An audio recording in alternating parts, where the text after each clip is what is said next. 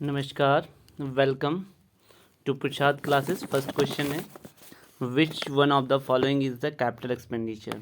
Cost of advertisement, no. Purchase of delivery, van is the asset, so it is the right answer. Purchase of raw material, revenue expenditure, purchase of machine oil. तो in this here correct answer is the B.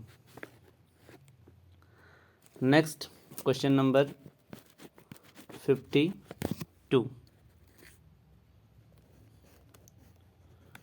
Which one of the following are revenue expenditures? कौन सा इसमें से revenue expenditures है? Cost of extension of factory building, it is the capital expenditure.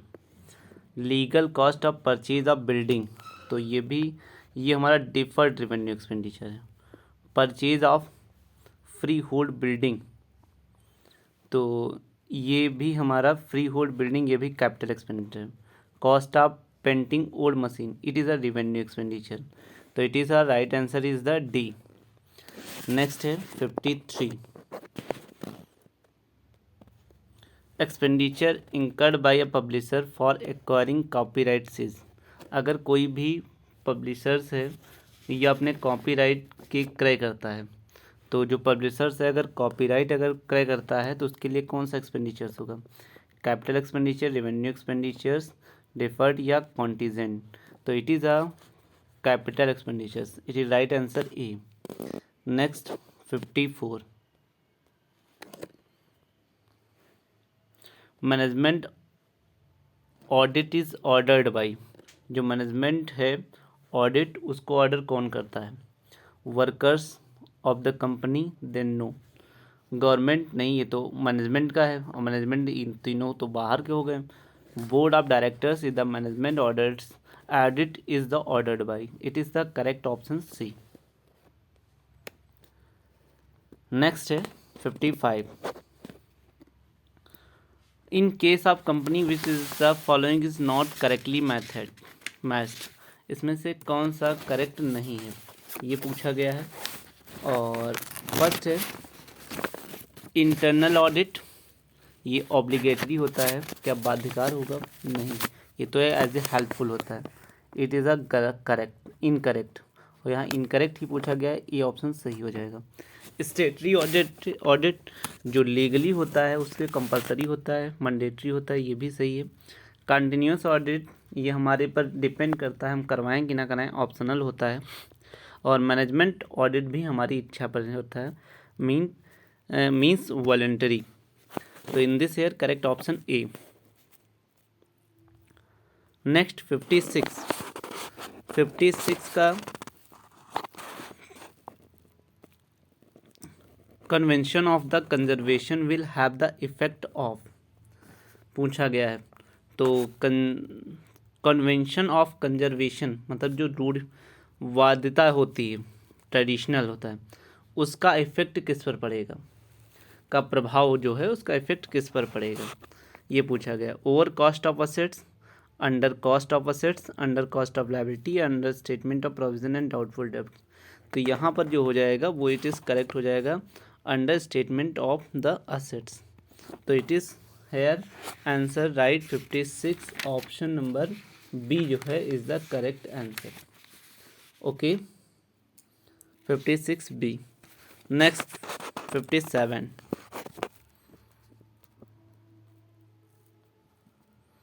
Which is the following equation is not correct? कौन सा correct नहीं, means गलत है।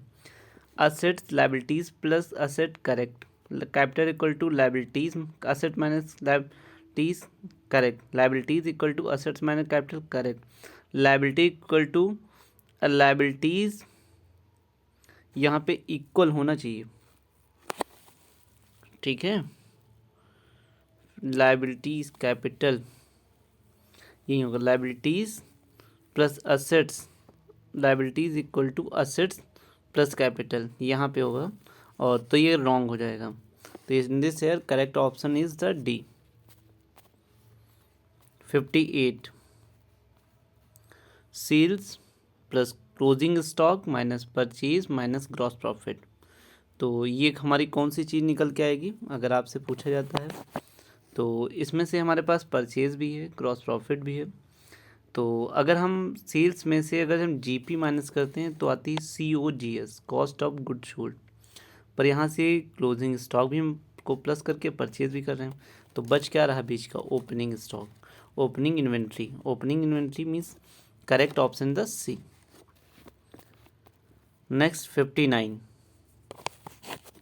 59 assets in the balance sheet of the company are arranged in the order of, पूछा गया है।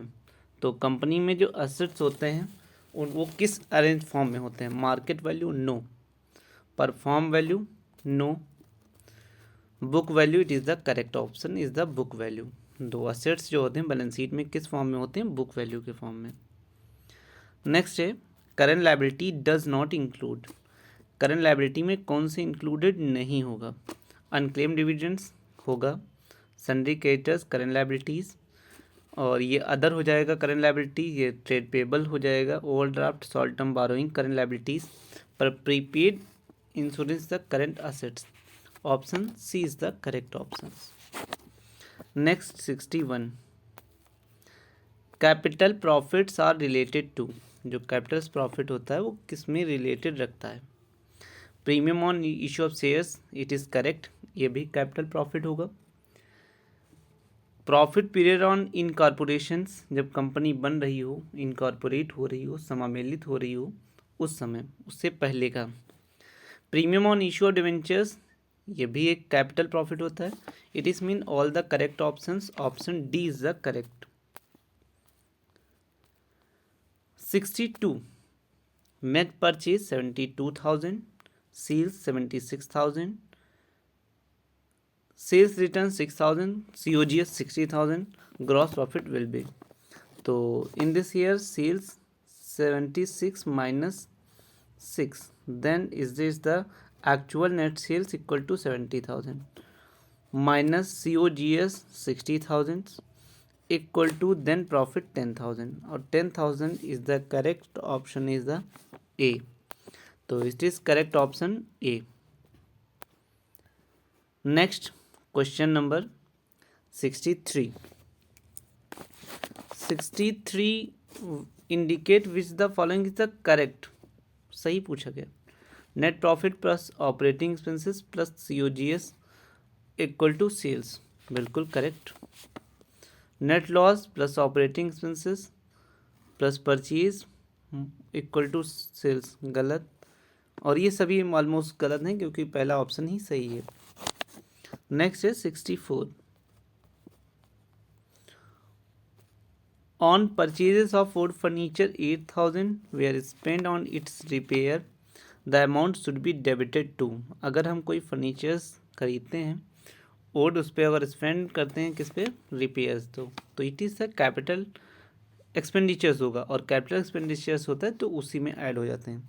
तो 64 is the correct option in the furniture account, option B. Next question number 65 cost salvage of useful life assets are 10,000, 1,000, 3 years respectively. The amount of depreciation as per sum of the years digit method the first year will be।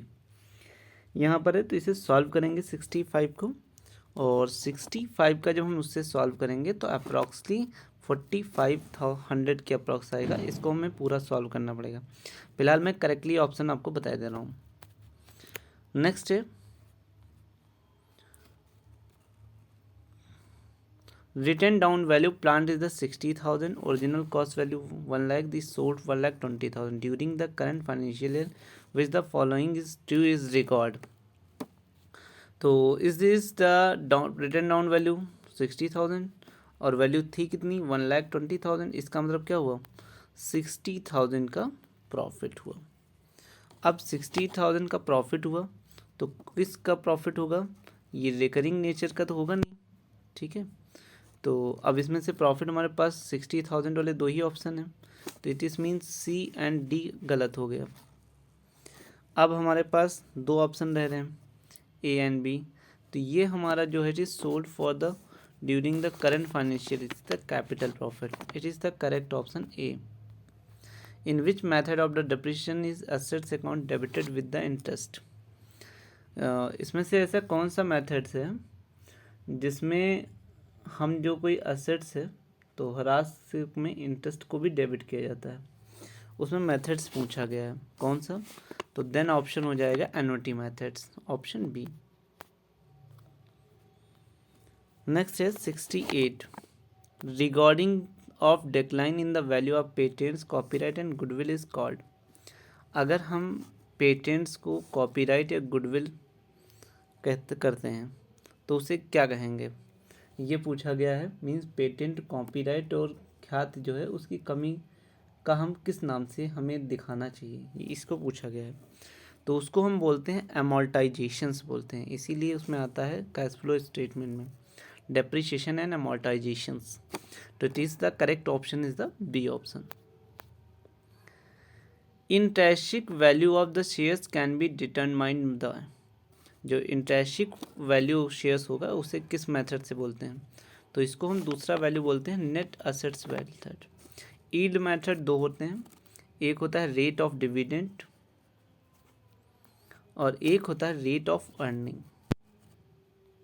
Rate of earning fair value, इन दोनों का B and सी का average होता है, ये B plus सी का 2 होता है, वही निकल के आता है fair value.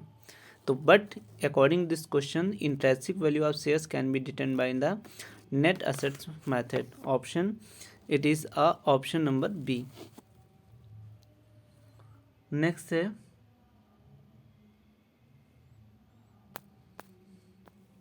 Revenue fund is the part of the profit. Reserve fund जो होता है वो किस लाभ का भाग होता है, ये पूछा गया है। तो जो भी हमारा रिजर्व फंड है उसको हम क्या बोलते हैं, जो invested outside of the business is the reserve fund, the part of profit is the correct option B. The balance of debenture sinking fund is the finally transfer to, जो debenture sinking fund होता है वो finally transfer होके कहाँ जाता है, ये पूछा गया है। तो लास्ट में ये हमारा जब पूरा उसका पेमेंट हो जाता है तो ये हमारा किस में ट्रांसफ़र होता है, पीएल में भी नहीं, इस इनको सेल आउट कर दिया जाता है, तो किस में ट्रांसफ़र होता है, जनरल रिजर्व में। It is option correct option C. Next 72,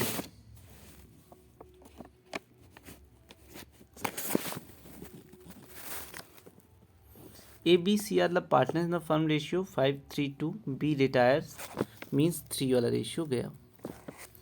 A and C want to have the same provision new ratio of A and C, तो A and C remaining 5 and 2, it is mean correct option C, 72 option C। Next 73, on the insolvency of the partner the deficiency of his capital account is borne by the solvent partners according to decision of Garner and versus Murray, ये पूछा गया है।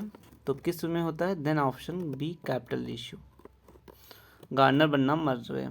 When a firm is dissolve profit and losses on realisation share by the partners, तो किस ratio में, partnership में, तो and the answer हो जाए in the profit sharing ratio, option C. And last questions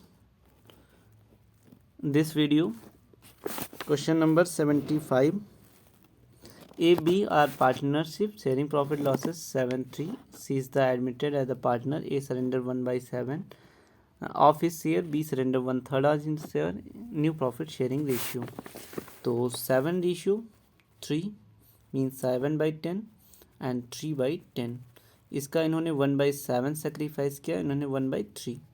7 means इन्होंने 1/10 और 3 means 1/10। It is mean total sacrifice 1/10 plus 1/10 equal to 2/10, और ये हो गया सी का।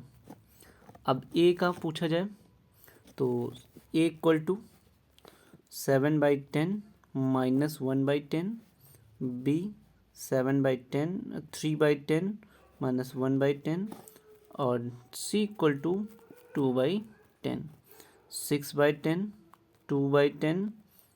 ओके, तो रेशियो कितना बगा, सबके denominators equal 6 to 2 3 1 1। Okay, it is the correct option is the B.